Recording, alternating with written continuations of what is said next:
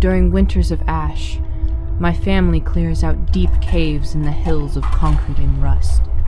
We burrow and scavenge for the materials to construct the 4 prime tools.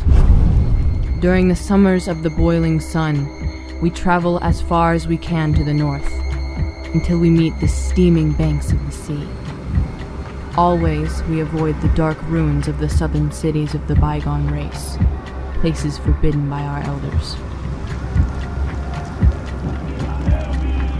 We are pious, and everywhere we travel, we raise the sacred effigy of Chok-men-Dra.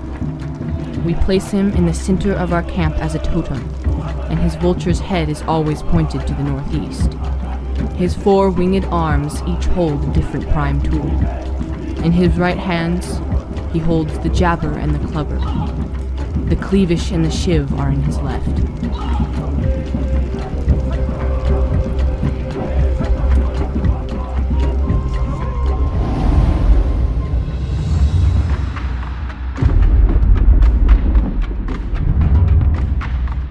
In the autumn of my 15th year, the great drums of Hopgoth Hyde pulse over the land and announce the moot of all peoples. We travel toward the sound and convene around the Mesa of Glass. Old Magra Dra, mother of all, stands before us.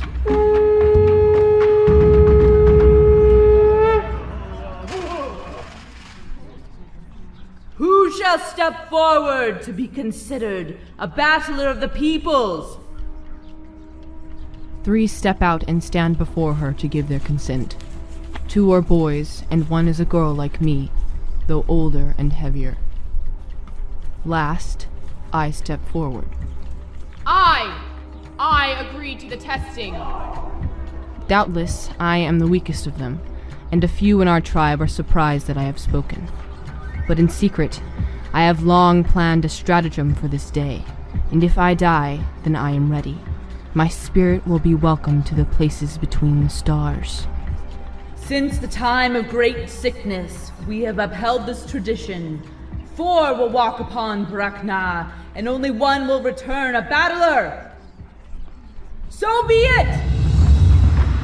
After the feast of charred pit barkers, we each pay our respects to Chok-men-Dra.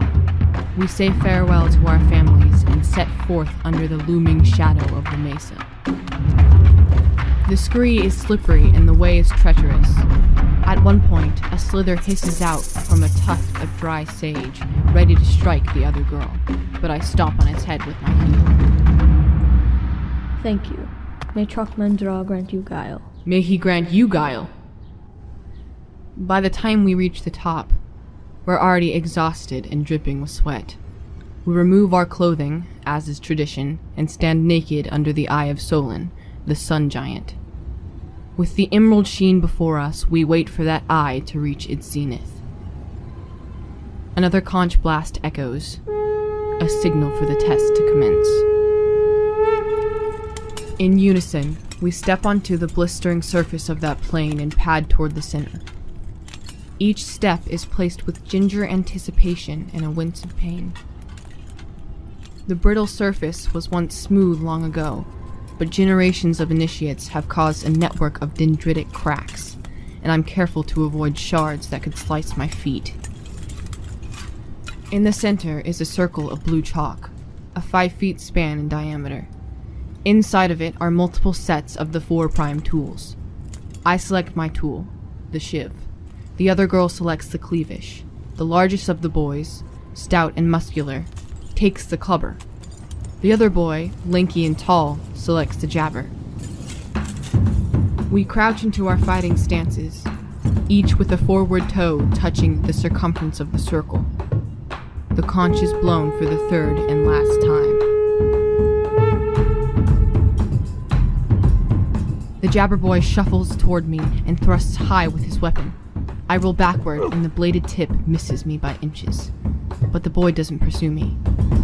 As I thought it would be, I'm considered the least threatening. The jabber boy stays put and turns to face the others. The cleavish girl dodges the strikes of the clubber boy. He presses her backward with swooshing swings. When one overhead swing comes down, she rolls to the side. The clubber smashes into the glass, sending shards flying. The jabber boy moves alongside the clubber and begins thrusting at the girl also. They attack in tandem. She dives and twists and jumps to avoid the strikes from all directions. Heavy swings of the clubber. Lunging darts of the jabber. I spring into action. After shuffling back further, I begin breaking up the glass with the hilt of my shiv. I squint against the glints of bright sunlight from the shards I select. Each is a foot long, a sharp point at both ends. I keep stacking the shards as the others fight. The boy with the jabber is out first. When the clubber swings too closely to the girl, she kicks him in the gut and he falls back. The jabber rushes her again, but she rolls forward also, underneath his strike, and swings her cleavish in a horizontal arc. Both of his feet are sheared off below the shins. With high, shrill screams, he drops to the glass, furtively trying to staunch the blood spurting. His dismembered feet still twitch. The clubber stands, enraged. He bellows a mighty growl and rushes, swinging down with an overhead strike once again. She doesn't expect his burst of speed and dives to the side too late. The clubber comes down on her shoulder and smashes her to the glass. I begin throwing the shards. Just as I've practiced for years, I sink low and spin into each hurl. The shards whistle through the air at their target. The first flies past the clubber's head and he turns from the girl. He rushes me, but all he's doing is giving me a clear target. My second throw puts a shard in his left leg and slows him. The third shard hits him in the stomach and he slows even more, clutching his gut with one hand while still dragging the clubber with the other. My last throw takes him in the neck, severing through arteries. He falls to the earth, wide-eyed. A red mist sprays around. I stand and walk to the girl. She writhes, groaning in pain. The bones of her right upper arm have been pulverized. The long, curved cleavage is still gripped uselessly in that hand. Make it quick. And may Chalk Mendra guide your strike. Many years from now, when you're defending our people from the blood tribes, remember me. But I don't kill her. Instead, I help her up, and she is amazed. She winces and cries in pain, but eventually she's able to stand. Return to the moot.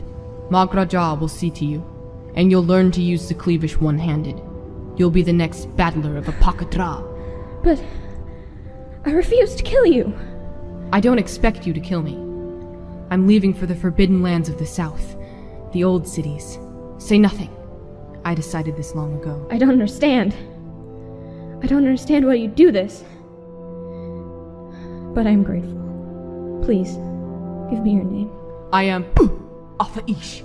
I am Mara Shah, and I will always honor you. I help her to the edge of the mesa, and she begins her descent. I gaze over the valley of the moot one last time. She stops halfway down and turns to wave at me. She shouts, If someday I bear a child, it will be named Affa-Eash. Back at the center circle, I select a cleavish and a jabber for myself. I walk further to the other side of the mesa, and on that slope I find my hidden supplies. I put on a clean sarong, vest, and sandals, and heft my pack on my shoulders. Far in the south, on the horizon, are the broken columns and spiraling structures of the ancient bygones. All my life, I've dreamed of exploring them, and now I shall. From this day forward, my people will consider me dead, but the unknown awaits. Places spoken of only in legends. I set forth.